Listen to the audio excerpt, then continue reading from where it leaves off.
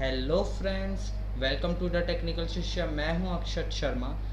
आज हम बात करेंगे प्रॉक्सी सर्वर पर। तो बिना किसी देरी के आज की वीडियो शुरू करते हैं।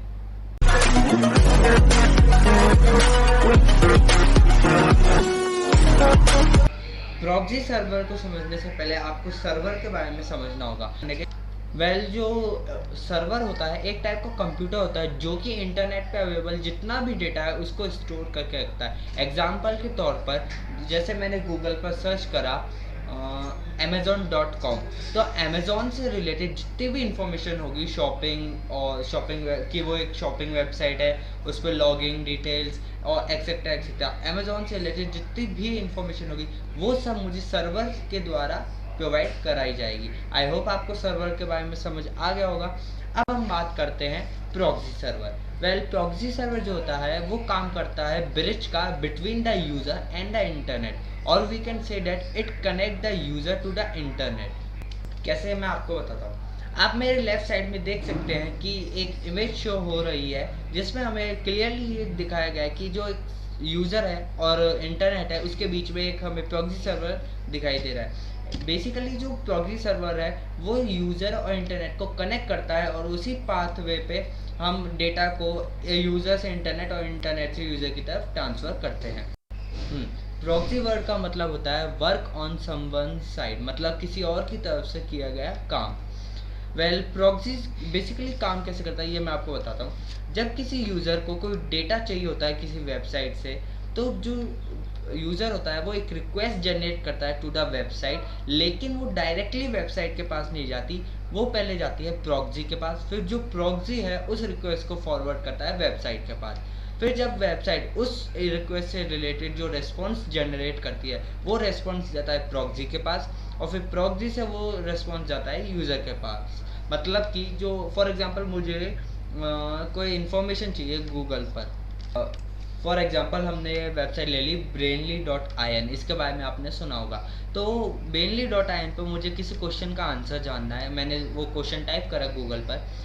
अब जब मैं उसकी वेबसाइट ओपन करूंगा, brainly.in से आंसर लूंगा, तो उससे पहले जो मैंने रिक्वेस्ट जनरेट करी, जो क्वेश्चन भेजा है, वो पहले प्रॉक्सी के पास जाएगा। फिर प्रॉक्सी से वो जाएगा brainly.in के वेब सर्वर पर। फिर वहाँ से अगर वो आंसर मुझे मिलता है तो वो मुझे रिस्पॉन्स भेजेगा कि हाँ इसका आंसर ये है, प्लस वो पूरी डिटेल भेजेगा उस क्वेश्चन से रिलेटेड, मतलब क्वेश्चन का आंसर भेजेगा, है ना, और वो भेजेगा प्रॉक्सी को। फिर मैं जो कनेक्ट करूंगा, मतलब मुझे जो डिटेल्स मिलेगी वो उस वेबसाइट से नहीं मिलेगी, मुझे मिलेगी वो डिटेल्स प्रॉक्सी से। आई होप आपको समझ आ गया होगा कि प्रॉक्सी किस तरीके से वर्क।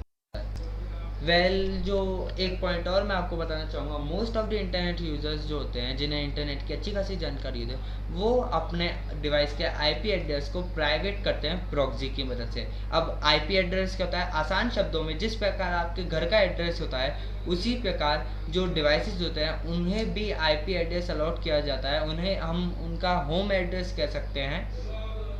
मैं आपको बताता हूँ, जो इंटरनेट यूजर्स है वो प्रॉक्सी की हेल्प से अपने आईपी एड्रेस को सेव कर देते हैं। कई बार क्या होता है, मैं आपको दो एग्जांपल देके समझाता हूँ। एक तो आप डायरेक्टली जो वेबसाइट है उससे कांटेक्ट कर रहे हैं, जैसे कि मैंने brainly.in का एग्जांपल लिया था, तो मैं बिना प्रॉक्सी सर्वर के मैं उस वेबसाइट से डायरेक्ट कांटेक्ट कर रहा हूँ और रिक्वेस्ट जनरेट रिस्पॉन्स अपने आप ले रहा हूँ। तो जो मेरी इन्फॉर्मेशन होगी, आईपी एड्रेस और छोटी मोटी इन्फॉर्मेशन, वो उस वेबसाइट पर पहुँच जाएगी, जो कि मैं नहीं चाहता।